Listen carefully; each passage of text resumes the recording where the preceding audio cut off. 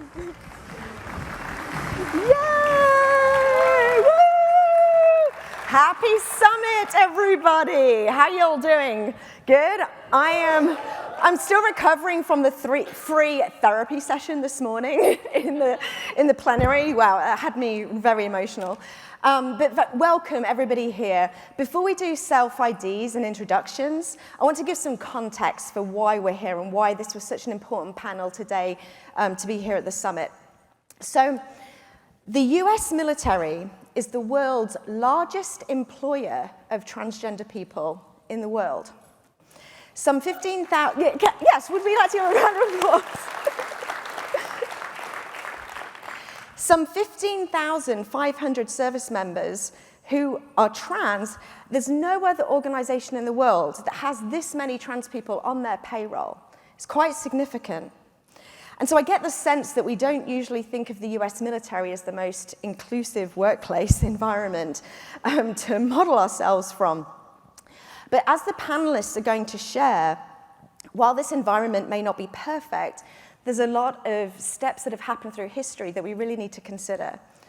So first of all, in 1993, which is 30 years ago, Don't Ask, Don't Tell was issued.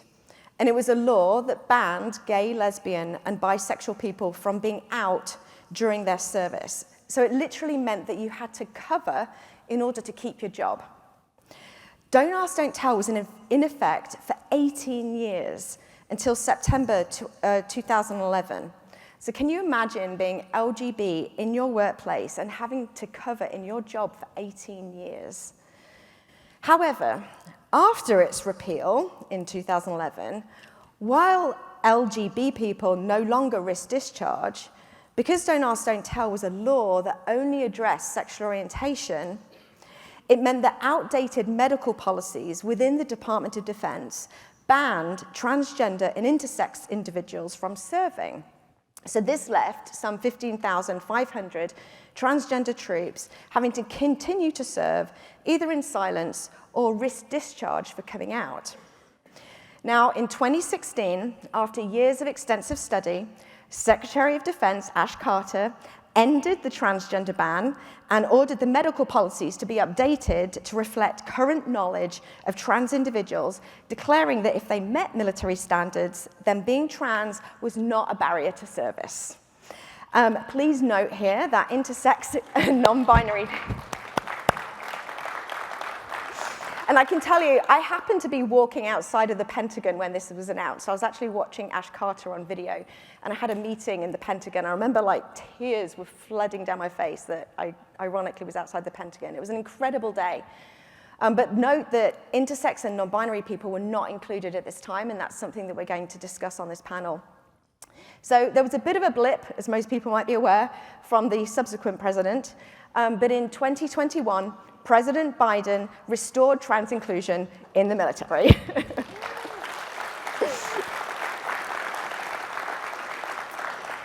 So today, lesbian, gay, bisexual, and transgender people can serve in the US military. Inclusion for non-binary and intersex individuals is not as defined, but they are not 100% exempt. And let's consider that all of this happened before same-sex marriages were recognized, before the Bostock case, and we still don't have the Equality Act. So in a sense, the US military has kind of led the way for policy for LGBTQ+ inclusion, but potentially not necessarily cultural inclusion. So I think it's just such an interesting place to look at our lives in this workplace environment. So with that context, I would like to invite our wonderful panelists to join me on stage. We would like to start with Danny Ingram, President Emeritus of the American Veterans for Equal Rights. Come on, Danny. Next, I'd like to invite Commander Emily Hawking Schilling, US Navy, Deputy Program Manager and Sparta President.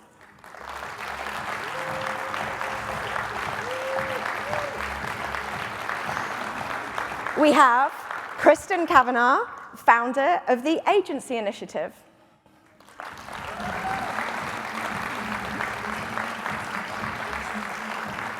and Major General Tammy Smith, U.S. Army, retired.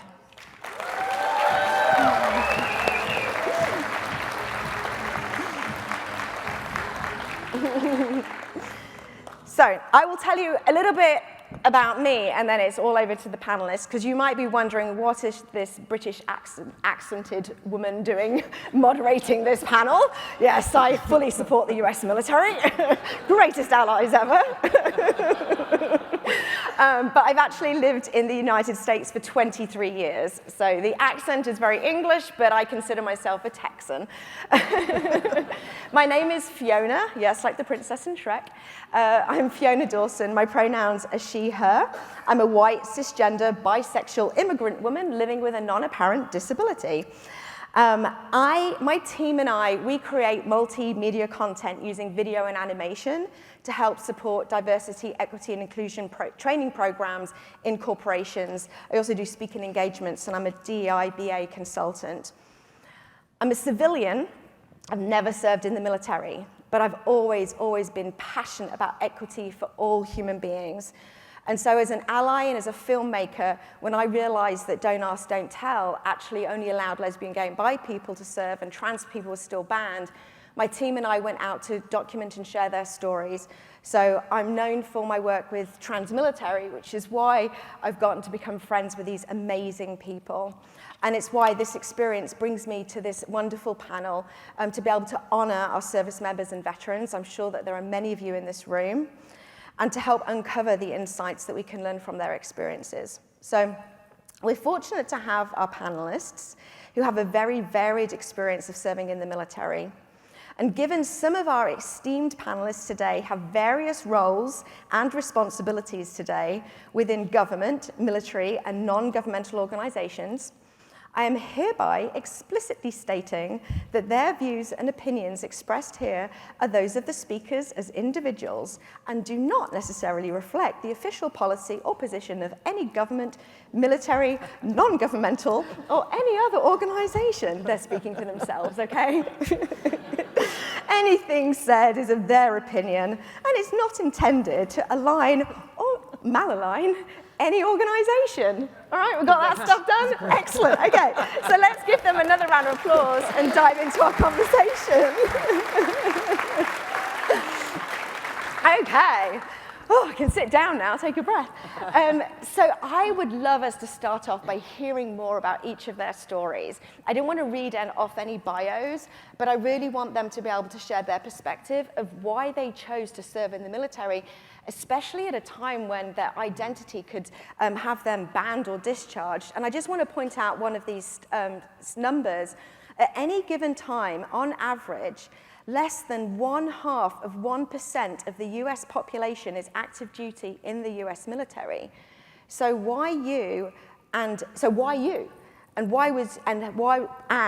was your LGBTQIA+ identity a consideration to join the military? So we're going to start with Danny, and we're going to move on down.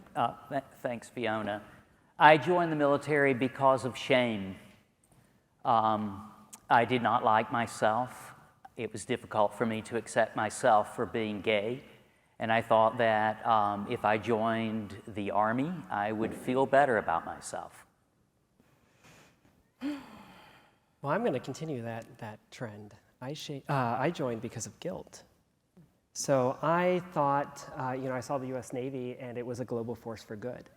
And I thought if I did enough, that I would be worthy of it, and I would finally be good enough. I will not continue in that direction. I joined for opportunity. I'm from a small town in southern Ohio, and my parents always wanted more opportunity for me than they had for themselves. And so the military, at least initially, was an opportunity to do more and see more. That obviously evolved over time, but for me it was a ticket out and into something new. And that's the same for me. Though both of my parents served in the Navy, we didn't consider ourselves a military family, but I went into the Army to get out of Oakland, Oregon, was the reason I did it. And it wasn't something I was planning. It was just one day in high school, I was reading my Future Farmers of America magazine, and had this little pull-out in it that said, no money for college, let the Army show you how, send for free information. And that free information was an ROTC scholarship application. And that was my route. Getting that scholarship ended up being my route into the military. One of the things I love about our panelists is because you have the common ground that you've all served, but you've come from such different backgrounds and you're different generations as well, and in how generationally we've considered the military in so many different ways. And so I'd like to come back to Major General Smith and a bit deeper about your story. So if you remember the timeline of it, you joined the military before Don't Ask, Don't Tell was put into effect, and then you served during it, and then came out as lesbian in 2012 afterwards. So if my math is correct, which frequently it's not, that's a total of 25 years working and having to cover your personal identity.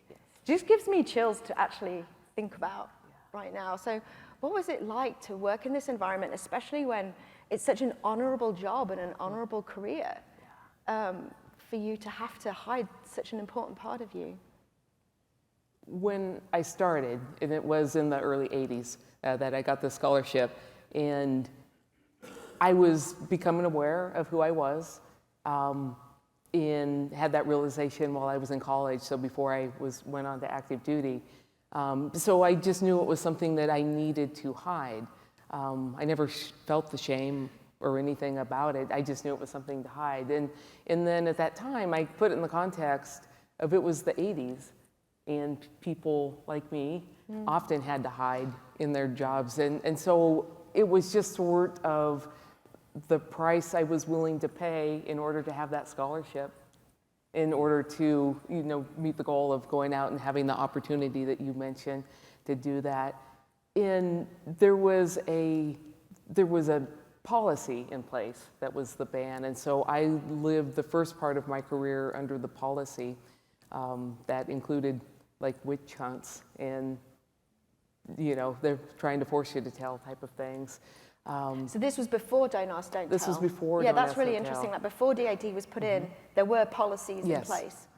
There were, and so there were dishonorable discharges, and they would find you and kick you out. You could lose your career.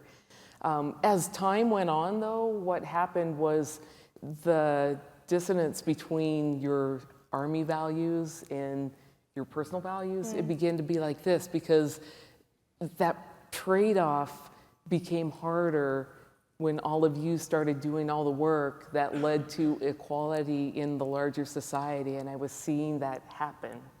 And that's when it was actually painful for me to serve, because I just felt like we were supposed to stand for something, but we weren't standing for the things that were truly America that were happening outside the gate. So for me, it's been a journey from all the way to knowing I have to hide, to having the opportunity after repeal then to just be myself and to serve an additional 10 years and to have an Army family. So you consciously decided to keep it hidden as you saw these changes? Yes. And then how did it feel when Don't Ask, Don't Tell was repealed? And then how did it feel to come out? And of course your wife Tracy's in the room as well. Yeah, when it was repealed, I was in Afghanistan actually on repeal day, and I woke up that morning and I just felt different because things had changed. And I remember walking down Disney Drive there in Bagram on my way to on the way to Dragon DFAC, right? Some of you have obviously been there, and I just knew I was going to catch somebody's eye that day that was having the same kind of day, and nothing. Just absolutely nothing. But you know what? That was perfect because we had been there the day before doing our jobs in Afghanistan. And it was just another day to the Army, even though it was a change day for people such as me. Wow, thank you very much. So Danny, like General Smith, you joined before Don't Ask, Don't Tell was implemented. But your story is a little bit different. And you were one of the first to be discharged under the policy in 1994. So tell us about that journey and story, and why did you choose to come out? Well, New Year's Eve, 1979, I was 19 years old, and I was out with my friends at the disco in Atlanta, and the DJ put on a new song by the Village People called Ready for the 80s. And the lyrics went, baby, I'm ready, ready for the 80s, ready for the time of my life. Well, no one was ready for the shit storm that would strike our community with AIDS in the 1980s. And the Reagan administration laughed off AIDS, and our enemies lapped it up. AIDS was God's punishment on homosexuals. The anger and the rage that came out of seeing our friends die and no one doing anything about it galvanized our community like nothing else. Men and women came together. We crossed racial barriers for the first time. And that anger and rage and that activism spilled over into the ban on military service. I was in the Army at that time, and I was serving in silence. I had lied to get in, and people started speaking out. It was time. It was time to remove this injustice.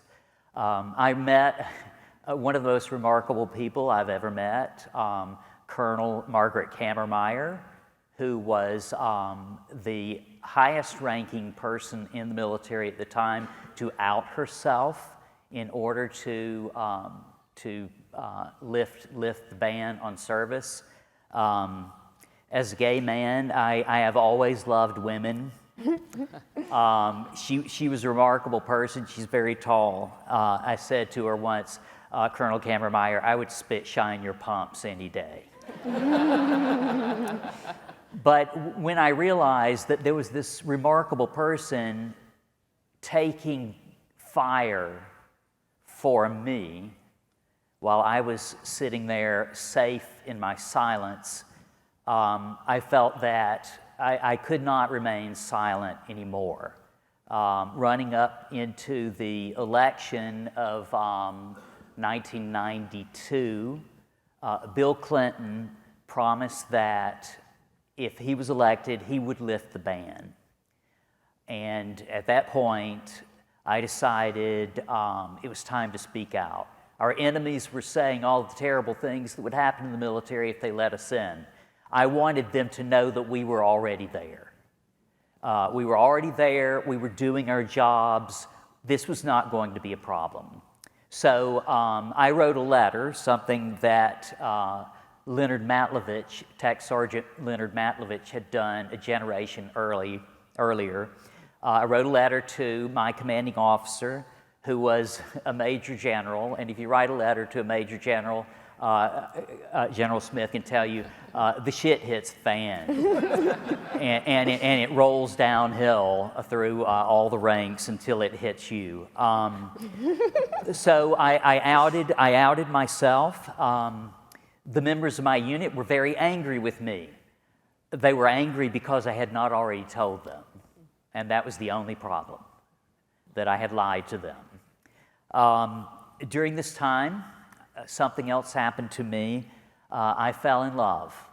I met a beautiful young man named Daryl, and we fell in love.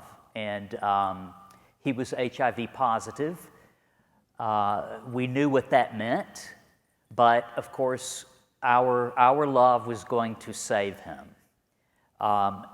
He was the most courageous person I had ever met, and watching him every day struggle with this disease gave me courage to speak out.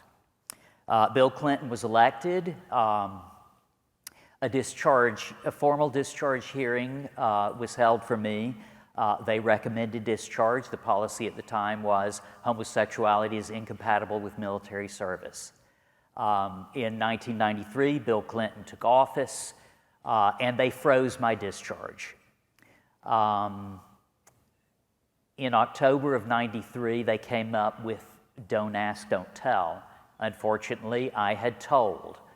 They unfroze my proceedings. Daryl died on December the 26th, 1993. I had to go to work in the Army. I could not mourn. I had to hide that. Some days driving off base, I would just pull over to the side of the road and cry to release that. I got home one day in April of 1994, opened my mailbox, and there was a letter saying that I had been discharged. I do not regret that. Speaking out against that policy was the closest thing I ever came to defending the oath that I took to serve my country and uphold the Constitution.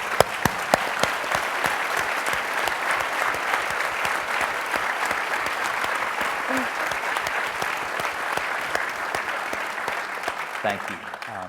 They took away my uniform, but they will never take away my honor in service. Thank you, Danny.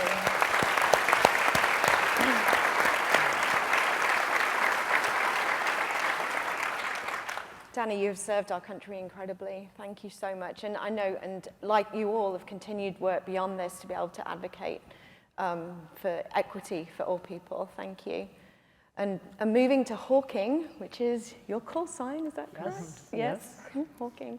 And so similarly, you served before Don't Ask, Don't Tell was put into effect, 18 years? No. Correct. No, but your military service began 18 years ago, but a very different generational experience. Oh, very much so. Yeah, so how did it affect you? How did DADT affect you? Yeah, so I was in Afghanistan at the same time. I was on a ship out in the Indian Ocean. And I remember sitting out on the fantail. That's the back of the ship. And everybody would get together and we would smoke cigars, right? And it's the only time I've ever smoked in my life is I had a couple cigars because that's what you did. And I remember this one gentleman that was of equal rank, and we're just sitting there, and he's talking about how this is going to be the end of the military. Like this is the beginning of the end. And just really arguing against that, I just don't really see where you're coming from this. And I remember coming home and having the conversation with my then wife about feeling like it should have done more. Don't Ask, Don't Tell has 3 T's in it, and the T isn't silent. I almost outed myself at that point, but I wasn't brave enough to say it or to admit it. So I then had to serve more time. When you were serving at that time, what identities were out publicly? Publicly, he, him. I was a cis heteronormative man.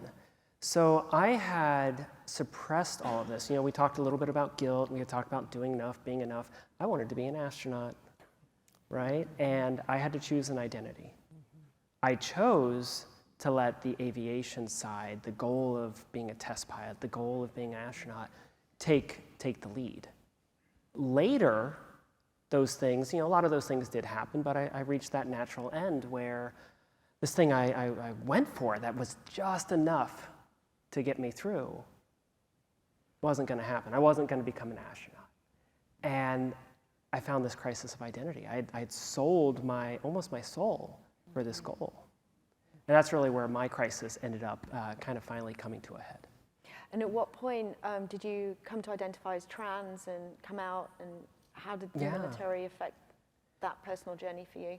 Yeah, so as typical with most individuals, I knew the feelings a little early on. My sisters, they dressed me up when I was 3, and then Dad got really mad. And I learned, through the times, that this was not okay. You did not talk about this.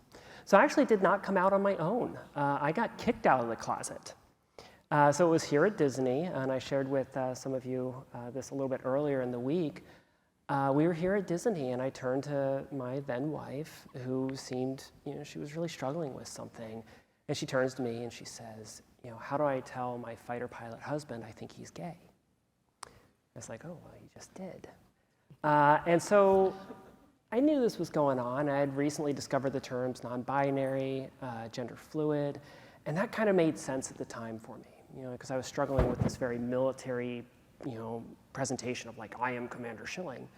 And this other side that is still Commander Schilling, just a different tone of voice, right? And she was lovely. She supported me every step of the way. She got me ready to go to Freddy's, which is my local gay bar and my local safe space. And then I started to discover family. I discovered Sparta. I reached out to them, who I am now honored to be the president of, and found this whole thriving community of people like me. Now, I forgot to mention, this was 2 days after a ban on trans service was put back in place. Oh, wow. So that was during the Trump administration? It was. So you came out right, so you saw the trans ban being lifted, you hadn't come out as trans yet. Correct. And then decided to come out, and then the new ban is put in place. Oh, I'll remind you, I did not decide. I got kicked out, Got right? kicked, yeah. So, like this happens for all of us. It happens when we're finally ready. Yeah. And everybody's like, oh my gosh, Emily, you had such horrible timing. Why didn't you just say something a week earlier? Because then you would have been grandfathered in. You could have stayed in. I wasn't ready. Now I'm ready. Yeah. And now I'm ready to talk to all of you about it. Yeah, and you're on the board of Out and Equal as well. I am, oh my gosh. So some of you, you might have seen me last year. So the US Navy, of all people, put me in for the Audi Award. They wrote the award, right? They sponsored it, and then CHINFO, Chief of Naval Aviation or Naval Information, gave me authorization to come in uniform and accept it on behalf of the Navy. Yeah. Right? That was pretty awesome. Yeah. So since then, it's been a whirlwind. The board welcomed me on this summer. This is my first summit as a board member of Out and Equal, but I'm still just representing myself. I would love us to get to that point where some of these other services can step up and I can come here not just as Commander Schilling, but Commander Schilling of the U.S. Navy. It's very different. I feel I see a beautiful feature documentary of stories right here on this stage. I'm going to move to Kristen. I want to leave 10 minutes for Q&A from the audience. Our panel's only an hour, so we're going to finish at 1. So we're going to hear from Kristen, and I also want to come back at some point to talk about the current state for intersex and non-binary people in the military. But let's move to Kristen, because you served in the United States Marine Corps from 2002 to 2007, and prior to that, you studied at the Naval Academy for 4 years. So for people today in college, what reference point can you provide to the experience of realizing that you're a lesbian while you're in college under the conditions of Don't Ask, Don't Tell? Yeah, I think, as I mentioned earlier, I'm from a small town in Ohio, and my parents, yes, Ohio, all right. Okay. But my parents wanted more for me, and so the Naval Academy provided that opportunity for me to do something different than what was available to them, and I had no idea, as much as you have no idea, that I was a lesbian when I joined. But one of the first things that I and my classmates were asked to do was to sign a piece of paper. Do you remember that? Yes. Saying that you wouldn't be openly gay while you were in service. And I didn't think anything of it in the moment because I wasn't gay in the moment. But then college happened. That's college. That's it, college. And I found myself in a predicament because I had signed a piece of paper saying that I wouldn't do the thing that I was now doing. And I felt like, I had options. I could go home with the guilt and the shame and return to my parents and try to explain to them why I gave up the opportunity of a generation, the opportunity of a lifetime, or I could stuff that guilt and shame down as far as it would go and replace it with high performance. I didn't want to be an astronaut, but I thought I could be a Marine, and what better way to show that I wasn't gay than to be a Marine? for all the Marines in the world that know, like, there are a lot of us in the Marine Corps. There we go, Rob. But that was my way of covering, was to be a high-performing Marine, until it wasn't. I was deployed to Iraq in 2004, and one evening I had left the DFAC.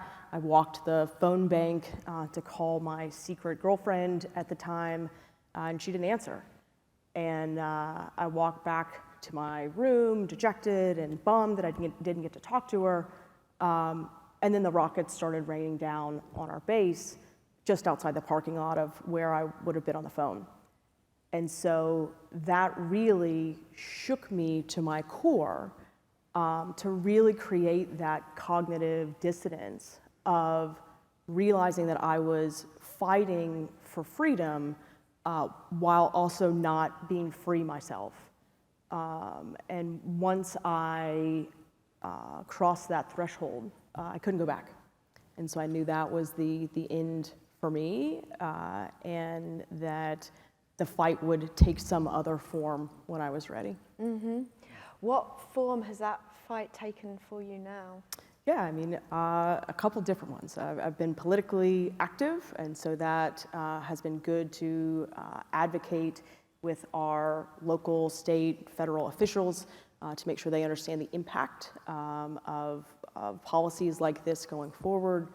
My time at Tesla was very informed by not repeating what I had experienced during my time in the military. And, you know, I think a lot of times we don't realize how much agency we have in moments to shape our teams, and to shape our organizations, and to shape the companies around us, if only we're able to lean into these stories and kind of share some of the trials and tribulations and the guilt and the shame and the hurt. We can make an impact. And so, you know, I've kind of made that commitment, whether it's politically or whether it's on the corporate side, to use the hurt for good to help people going forward. Yeah. So Kristen and Danny, I'd like to dive into that a little bit deeper, actually, and let's talk about some of how civilians can apply some of your experience into your resilience and your journeys, and how we can apply that into a civilian workplace. Because let's just be reminded, not that we really want to be reminded, but the 2023 spring legislative session saw over 550 anti-LGBTQIA+ laws introduced into state legislators, and of course particularly attacking trans youth. And so, and yet in the military, LGBT, I'm not saying QIA+, but LGBT people can serve. So it's kind of this interesting juxtaposition, and such a gender binary, again, the world's largest gender binary workplace, seemingly has inclusivity, and then you've got all these bills that are being introduced attacking our community. What can you teach us from that, Danny or Kristen? Who wants to go first? I live in the state of Texas. Yes. About 100 miles away from the border. So if you think Florida is bad, Florida is Disney World compared to Texas. And we're getting hit with everything. So we're on the front lines. I think what I would like people to know most importantly is perspective.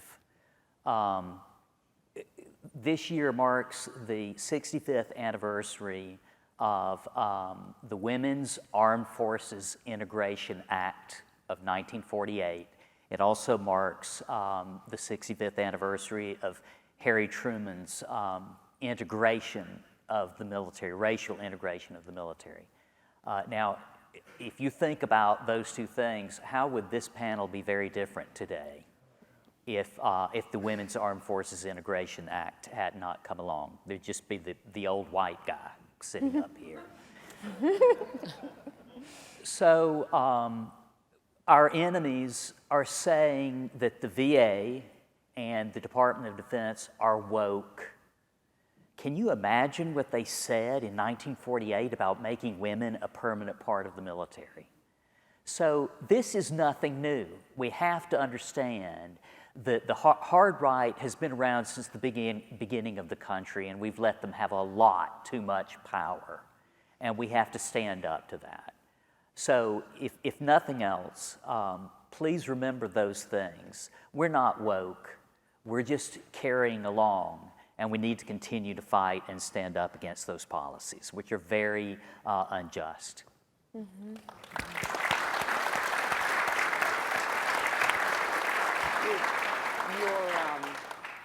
Your comment about the policies and everything, it's just from that long trajectory that I took over those 35 years, you know, I've thought of it this way: as I drove out the gate of Fort Belvoir for the very last time, I realized at that moment in my life, I had more rights inside the gate than I was going to have as a veteran outside the gate of that military installation. I mean, you're absolutely correct in terms of the policy and everything. They've got it right, but it is binary. And there's going to have to be a future change in that. But it just blew my mind to consider, and as Tracy reminds me, he said, yeah, when you came in, you also had reproductive rights, you know, and that had changed. But again, it's still protected in the military. So just that trajectory over those 35 years, it was just amazing for me to realize that. Kristen, you say that you take a lot of your experience into your corporate experience. Did you want to say a bit more about that? Yeah, absolutely. I mean, the military isn't the only organization that has issues with integrating folks and having a positive work environment. You all have experienced that. That's why you're here, is to be able to go back to your organizations and help make them a better place. The one thing that I would say is that it doesn't have to fall on your shoulders and your shoulders alone. You can take from us what you need that will be helpful. And when you're ready, you can take from your own stories things that will be helpful to the people around you, to yourself, to policies. But I really want to emphasize being ready. There's a lot of pressure put on us to carry the burden, especially, you know, I'm a Black gay woman, to carry a lot of burdens for our corporations to make them better in all the ways that they need to be better. But if you're not ready to take on that burden, that's okay. There are those of us that are ready. It took me 10 years and a couple of therapists before I got to Tesla, and I was ready to take this on. Don't think it has to fall on your shoulders. But when it's time and you find that you have agency in your teams or in your organizations or in your company, that's the time to have the courage to step into those moments and do something about it.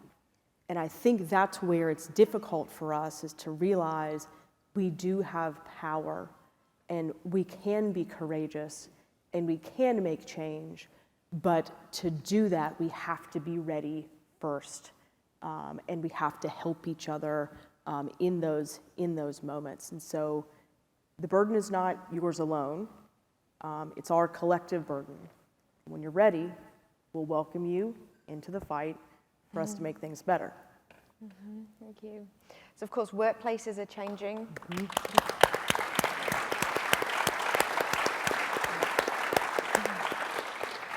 Workplaces are changing generationally. 1 in 5 Gen Z identifies as LGBT. As an out, bisexual, pansexual and queer are also good words for me, woman, when I was doing this work as a civilian advocate, I increasingly was very frustrated when talking about Don't Ask, Don't Tell, it was always lesbian and gay, lesbian and gay, lesbian and gay. And then, you know, bi often gets like skipped. And of course, like 1 in 6 Gen Z identifies as bisexual. The future is very queer.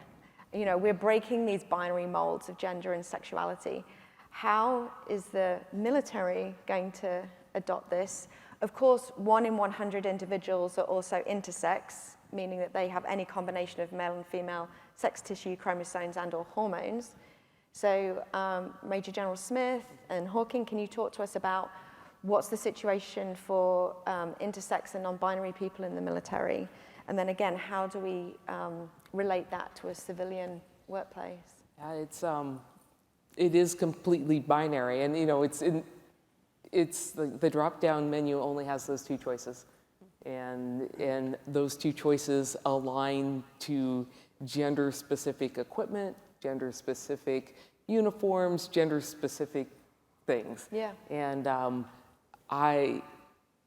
I think that the military needs to be looking over the horizon a little bit. You hear on the news that we have recruiting issues now with the eligible pool. And so we have to think about that eligible pool differently, and how do we actually allow ourselves to tap into that talent that right now we're just simply overlooking as writing it off as, well, they're ineligible for service because they were 30 years ago. And so we haven't changed this law yet, but I think the military is missing an opportunity in this moment to not look over the horizon a bit more and follow the examples of what many of your organizations are doing. Yeah, so you'll notice that we immediately already went to the power dynamic. I'm always letting the flag officer talk first. And then it's my turn. We just can't get I past thought she's this. going to have a better answer. She should go first. So I do want to actually highlight, we have made some huge progress with non-binary service members. Specifically, Sparta fought very long and hard to allow for, I'm going to put in air quotes, non-binary transition. We are still binary, and we are working on this. Having the U.S. passport now have an X on it does push the DoD to have to start considering, well, how do we deal with this other thing? So we do now, we have a path where the service member can transition, but it doesn't have to be to any end goal. You can choose to have top surgery. You can choose to have just hormone. You can choose to, and it's more personalized. I call it sushi list, right? More personalized. Where the first time the ban was lifted, it was very much you shall start here and you shall end here. It was very prescribed. So we have made huge progress, and that was under the Biden administration helping us out with that. So policy has started to change. There have been a lot of conversations very much at the top about potentially getting rid of gendered uniforms. We can use Canada as an example here, where in 2012, they removed gendered uniforms, where they say, okay, well, now there's Uniform Standard A, formerly male, Uniform Standard B, formerly female. Go forth and do good things and figure out whatever you'd like to do, as long as it's within a standard, right? So we have some models out there that can help us. As to intersex and other identities and conditions, we need the Truman Amendment, and we need the equivalence of the Truman Amendment. So this is an amendment that codifies into law the right and the privilege to serve, independent of gender identity, sexual orientation, race, national origin, ethnicity, religion, all of these things that are actually just protected by executive order again. We continue to push, and we continue to try to get it to the floor, and we continue to get pushback. Thank you very much. So I want to give you a heads up. We're going to ask questions from the audience, so be thinking. And I know that we also want to address some online. I see a hand going up. I think, okay, let's go for it. I think, yeah. Do I start? Yeah. So similar to Danny and Hawking, I joined the military. Being in the closet, I figured I couldn't save myself, but maybe I could save others. And so for me, for both of you, how did you turn the reason you joined shame and guilt and flip it on its proverbial face to turn it into a sense of pride in your role as both as active members of the military or veterans? Yeah, so, okay, Danny, thank you. My motto to myself as I was running with rucksacks and trying to get myself into shape, I started out very overweight when I decided to join the military. I had to lose about 50 pounds to get in standards. And my motto to myself was, for those who can't. So now I find myself into a place of privilege. I have the rank. I have the time. Who's going to tell Commander Schilling no? But with that privilege, to quote Spider-Man, comes a lot of responsibility. It's a misquote, but So I actually feel like this is me doing what I signed up to do, to fight for those who can't, to fight for those who don't have the voice, and to exercise the privilege I have to serve, to make real change in the military. I think for me, looking at a policy that I felt undermined the Constitution, which I had taken an oath to defend, I found my courage and my pride in being able to speak up against that. So also, you know, I wanted to do, I didn't feel like anyone should have to do something that I was free from, my own privilege as a white male. I didn't feel anyone should have to do something that I was unwilling to do myself. And when I was in the military, it was almost total peacetime. I still think of that time as I was doing my job to maintain peace and being prepared and ready to kick somebody's ass if they ever messed with us. Evidently it worked because there was no war at that time. A little glip called the First Gulf War. But I did find a lot of pride in that, and I found pride as a member of the Army in upholding my oath by speaking out. Yeah. So Danny, I heard that you started from a place of shame, and now you come from strength. Yes, absolutely. I started from a place of guilt. I don't feel guilty anymore. Yeah.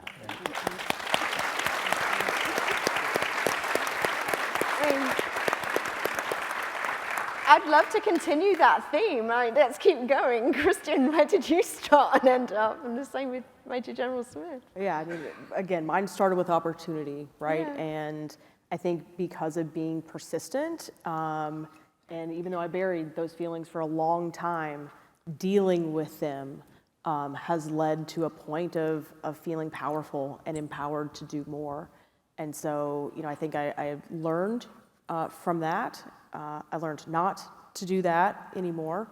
But I think ultimately I'm proud of what I did, and I'm proud of what we're going to do from here going forward.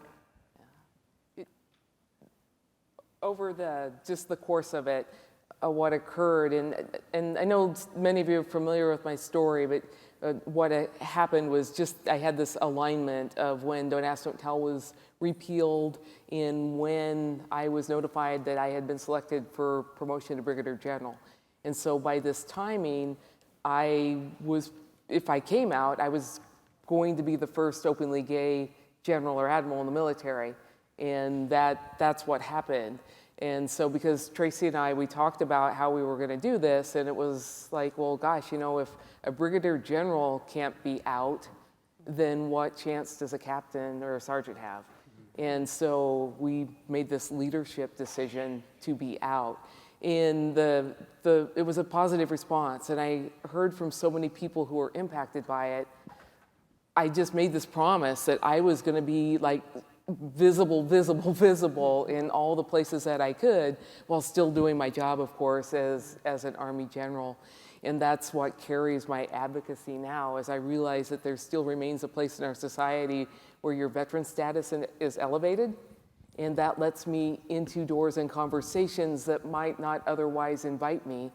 And then there's the other part of the conversation that I'm able to have in those particular settings. So I think my legacy on this is to stand on the shoulders of everyone who made the veteran status what it is today, but to continue to use that for good and for equality across the board. I want to add a personal note to this as well. Would you like to give you a round of applause before I talk? Sorry. Because this is one of the reasons as a civilian filmmaker why I'm so passionate about your stories. Because, you know, you walk through any airport And most of the time you see a service member and they're being thanked constantly for their service. And I can only imagine what that juxtaposition feels like when you know you're having to cover that. But 78% of Americans think that a military officer is a prestigious job. And so when you get to share your stories doing these jobs, you get to hopefully translate into why we should be having equity for all people in civilian society as well. And so, I just admire and have so much respect for all of you. But enough about my opinion. What about, are there any online questions as well? Because we're really grateful that we have an online audience. So Isabel, okay, let's keep going in the room. Yeah, I see a hand there, a hand there. Don't want to miss anyone over here.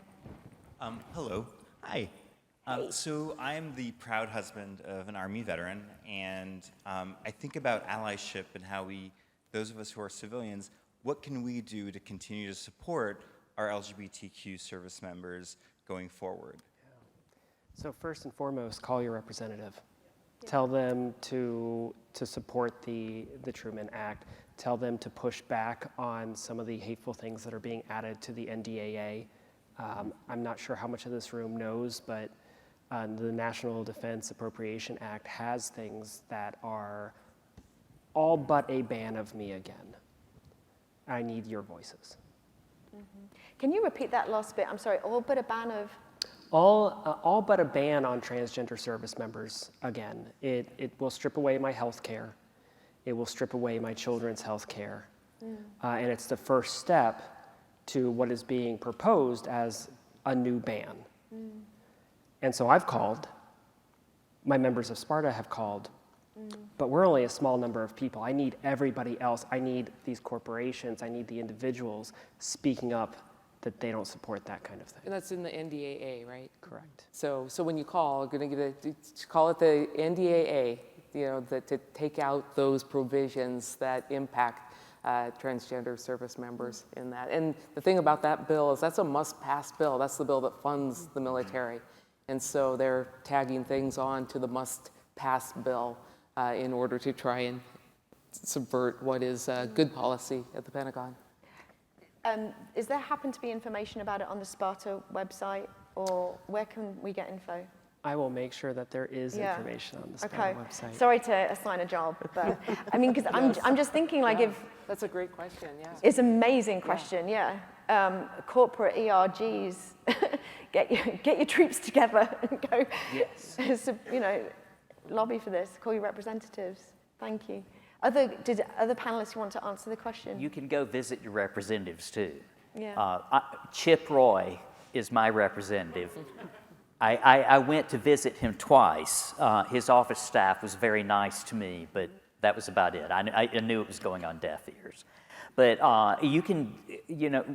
we have a legislative package. And the most important thing here is we all know that gender-affirming care is life-saving care. And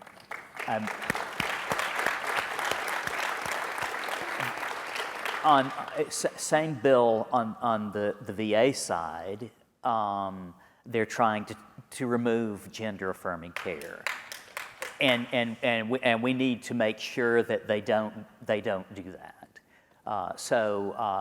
Again, thank you for the VA. VA's made some tremendous steps in the past couple of years with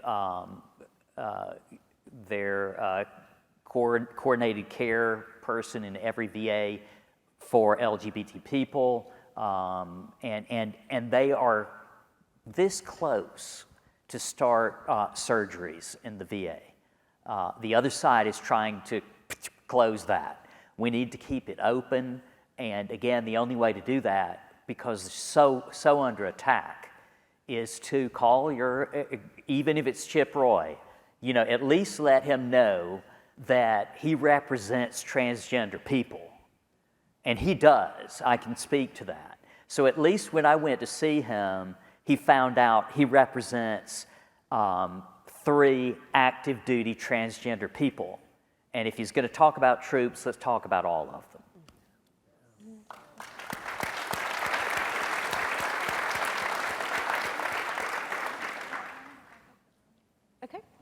question? Yep. You got a question? Do I see? Yeah.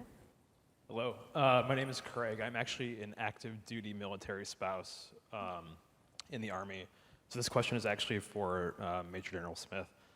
And we're actually stationed over in Landstuhl, Germany currently, so we are living abroad at this point. From your perspective, when it comes to TRICARE, coverage, et cetera, for LGBTQ couples to have a family, there is no coverage for gay males. From your time with the ASA's office working for MNRA, have you seen any advancements or advocacy or other points around helping this part of our identity to have a family? I personally did not see that. I retired about 2 years ago, and I did not see any policy movement on that for families, very specific. As the services work through this, in some cases, and all the services are a little different, I'm going to say the Army itself was a little bit slow about having conversations about specific groups instead of the entire group. And in not having the conversations about the specific group, of course, then the conversation gets watered down to the needs that are actually required. But please follow up with me after this, and I'll try and get a pulse check from an Army perspective about any policy or any conversations that might be currently in the works. I would love to know the answer to that. Thank you. Well, we will be hanging out for a few minutes if you want to speak to any of the panelists individually. I'd like to thank you all so much. Can we please give them a very strong round of applause?